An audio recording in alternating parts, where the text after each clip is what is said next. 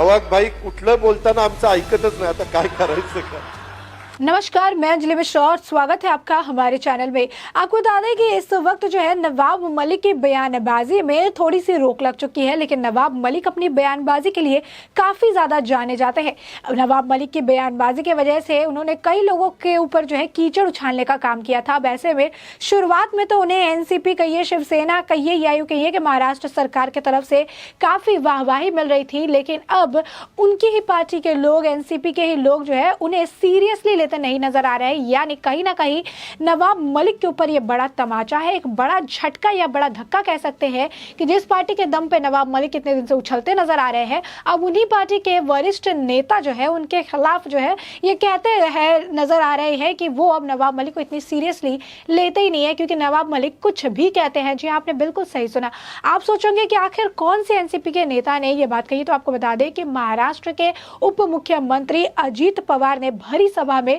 नवाब मलिक के ऊपर टिप्पणी की है। उन्होंने साफ शब्दों में वहां मौजूद लोगों के सामने ये कहा है कि मियां नवाब कुछ भी बोलने से पहले हमारी बात नहीं सुनते हैं। और आपको बता दें कि इस बात की जानकारी मोहित कंबोज ने अपने ट्वीट के जरिए जो है दी है। उन्होंने अपने ऑफिशियल ट्विटर हैंडल पर जो है एक छोटा सा क्लिप शेयर किया है, जिसमें अजीत पवार नवाब मलिक के बारे में ये शब्द कहते हुए नजर आ रहे हैं कि नवाब मलिक कुछ भी बोलने से पहले, कुछ भी जो वो कहते रहते हैं उससे पहले वो किसी की भी नहीं सुनते हैं। यानी साफ तौर पर एनसीपी जो है, अब एनसीपी अपना पल्ला जो है नवाब मलिक के बयानबाजी से झाड़ते नजर आ रही है, जो कि साफ तौर पर इस बयान से ही समझ आ रहा है। आपको बता लें कि इसके बाद जो है मोहित कंबोज ने नीचे जो है 2 और लाइनें लिखी हैं। उन्होंने लिखा है, अब तो एनसीपी ने भी मियां की बकवास से किया किनारा, ये है इसकी इज्जत। यानी साफ तौर पर नवाब मलिक जिस पार्टी के ऊपर जो है उछलते नजर आए, जिस पार्टी के सहारे जो है कई लोगों पर कीचड़ उछालते नजर आए, प्रेस कॉन्फ्रेंस किए, बहुत सारी जो है बयानबाजी की,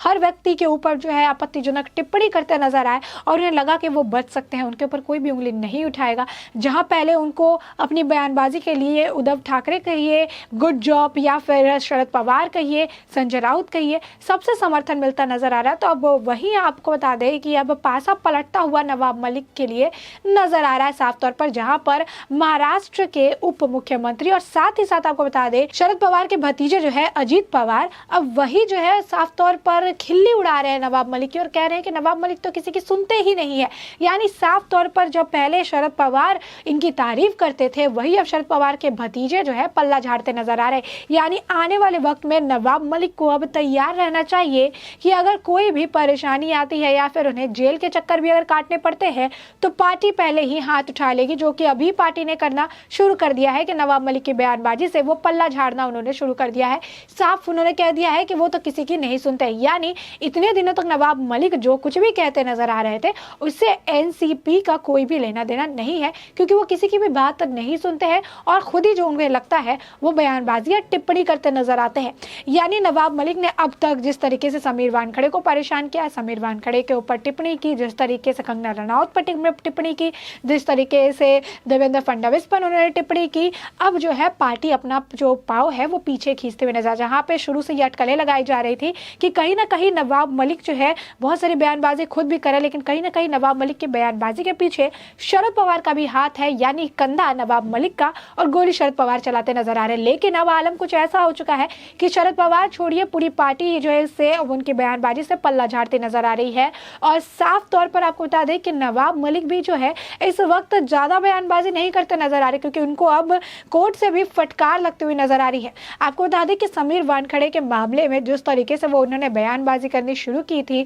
जिस तरीके से मुंबई ड्रग मामले में नवाब मलिक का नाम जो है निकलकर सामने आया कि आखिर नवाब मलिक है कौन, क्योंकि उन्होंने समीर वानखड़े और एनसीबी को बदनाम करने का ठेका लिया हुआ था। और समीर वानखड़े के परिवार, उनके पिता, उनकी माँ, उनकी पत्नी की बहन, समीर वानखड़े की निजी जिंदगी, उनके काम, सभी पर उन्होंने सवाल किए, कई टिप्पणियां की। ऐसे हालत हो गए कि समीर वानखड़े के पिता को 2 बार कोर्ट का दरवाजा खटखटाना हटाना पड़ा। और इसके बाद आपको बता दें कि हमेशा की तरह नवाब मलिक यही बयान देते कि मैं हवाई बयानबाजी नहीं करता हूँ, मेरे पास सबूत है, मेरे पास तथ्य है, मेरे पास प्रमाण है। लेकिन असल में जब कोर्ट में जब प्रमाणों की बात होने लगी, जब फैक्ट्स की बात होने लगी, जब सबूत देने की बात आई, तो नवाब मलिक खाली और खोखले नजर आए। और इसीलिए बॉम्बे हाई कोर्ट की तरफ से उन्हें अच्छा खासा जो है फटकार भी लगाया गया। बॉम्बे हाई कोर्ट के जज ने तो साफ तौर पर नवाब मलिक से यही पूछ लिया कि एक बात बताइए कि आखिर आप पर कार्रवाई क्यों नहीं की जाए, जिस तरीके से आपने आपत्तिजनक इतनी टिप्पणियां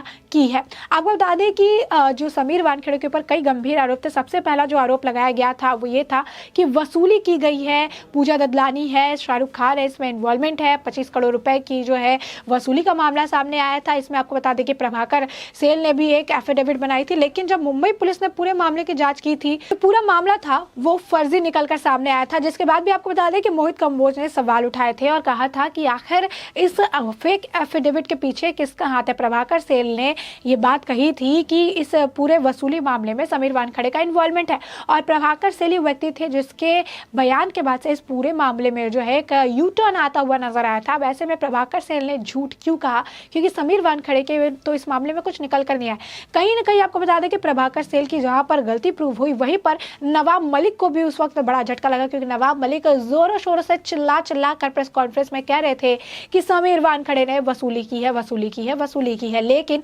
समीर वानखेड़े के ऊपर इससे लेकर कोई भी एविडेंस बरामद नहीं हुए हैं जो ये साबित कर सके कि समीर वानखेड़े वसूली के मामले में इन्वॉल्व थे। यानी साफ तौर पर नवाब मलिक भी यहाँ पर गलत साबित होते हुए नजर आए। साथ ही साथ आपको बता दें कि बॉम्बे हाई कोर्ट ने जो है उनके ऊपर जो है फटकार लगाई। तो उन्होंने कहा था कि आप जिस तरीके से जोनल डायरेक्टर समीर वानखेड़े उनके परिवार के बारे में बोलते हैं और वो भी जानबूझकर बोलते हैं, वो सरासर गलत है। साथ ही साथ आपको बता दें कि इस पूरे मुद्दे पर जो है महाराष्ट्र के कैबिनेट मंत्री नवाब मलिक ने समीर वानखेड़े केस में बॉम्बे हाई कोर्ट से बिना शर्त माफी भी मांग ली थी। यानी आप साफ तौर पर समझ सकते हैं कि पहले किसी के ऊपर कीचड़ उछालो, मेंटली उसे टॉर्चर करो, उसकी फैमिली के बारे में बकवास करो, बिना वेरीफाई किए हुए डॉक्यूमेंट्स को साझा करो, लोगों के सामने इमेज को खराब करने की कोशिश करो, एनसीबी के कई ऑफिसर्स को बदनाम करने की कोशिश करो, सबके अनाम धड़ल्ले से लेते नजर आओ, समीर वानखेड़े और एनसीबी को टारगेट बनाओ,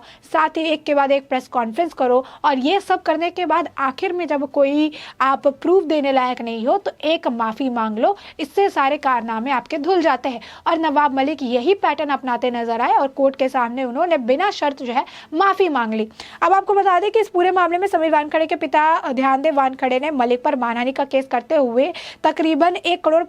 25 लाख रुपए का हर्जाना भी लगाने की मांग की थी। आपको बता दें कि इसके बाद नवाब मलिक ने बॉम्बे हाई कोर्ट जो है एफिडेविट सौंपा था। उसमें उन्होंने कहा था कि मैं बिना शर्त से कोर्ट से सामने माफी मांगता हूं और साथ ही उन्होंने कहा कि मैं आगे से कोर्ट के किसी भी ऑर्डर का उल्लंघन नहीं करूंगा। और कोर्ट के कुछ ऑर्डर्स का उल्लंघन इसीलिए हो गए क्योंकि पत्रकार आते थे और मेरे से सवाल करते थे और मैं सवालों का जवाब दिया करता था और मुझे लगता था ये सिर्फ और सिर्फ इंटरव्यू के लिए है। लेकिन वहां पर जो है मामला कुछ और निकल कर आया। मेरे कई सारे जो बातें हैं वो किसी को आहत करने के लिए नहीं थी, लेकिन सिर्फ और सिर्फ इंटरव्यू की मंशा से थी। यानी ये व्यक्ति जो इतने महीने से सिर्फ और सिर्फ प्रेस कॉन्फ्रेंस करता गया, मोहित कंबोज को भी जो है, मोहित कंबोज जब इनका पर्दाफाश करने लगे तो मोहित कंबोज को मुंबई ड्रग मामले में मास्टरमाइंड बता दिया। आपको बता दें कि मोहित कंबोज लगातार जो है नवाब मलिक के जो एक ये जो चेहरा है जहां पर वो अच्छा एक व्यक्ति बनने की कोशिश करते हैं और फिर दूसरे के ऊपर कीचड़ उछालने लगते हैं और ये जो स्विच इनका होता रहता है, इसका पर्दाफाश करने में मोहित कंबोज का काफी बड़ा एक योगदान माना जाता है, क्योंकि उन्होंने बहुत सारे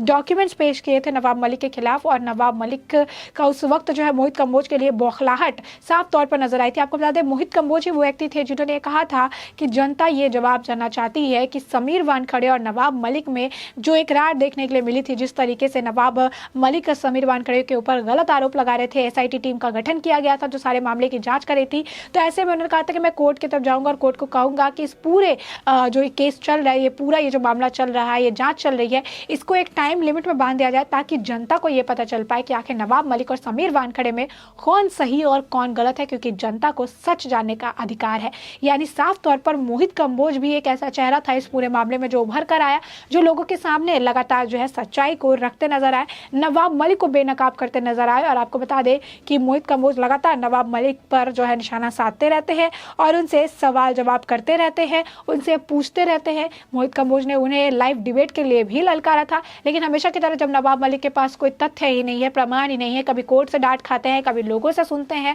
अब तो उनकी पार्टी भी उनके बयानबाजी से जो है पल्ला झाड़ती हुई नजर आ रही है। अब ऐसे में इस बार भी मोहित कंबोज ने ट्वीट करके ये साफ तौर पर बता दिया है कि नवाब मलिक के आने वाले वक्त कैसे होने वाले हैं, यानी नवाब मलिक अब दर दर की ठोकर खाने वाले हैं, क्योंकि अब उनके पार्टी के लोग ही उनके खिलाफ बयान दे रहे हैं और कहते हैं कि वो कुछ भी कहने से पहले सुनते नहीं। यानी अब तक नवाब मलिक ने जितनी भी बयानबाजी की है उसके लिए नवाब मलिक साफ साफ तौर पर जिम्मेदार है। ये बात अब उनकी पार्टी के लोग खुद ही इनडायरेक्टली कहते नजर आ रहे हैं। अब ऐसे में इस पूरे मामले पर आपकी जो भी राय हो हमें कमेंट सेक्शन में कमेंट करके जरूर बताएं।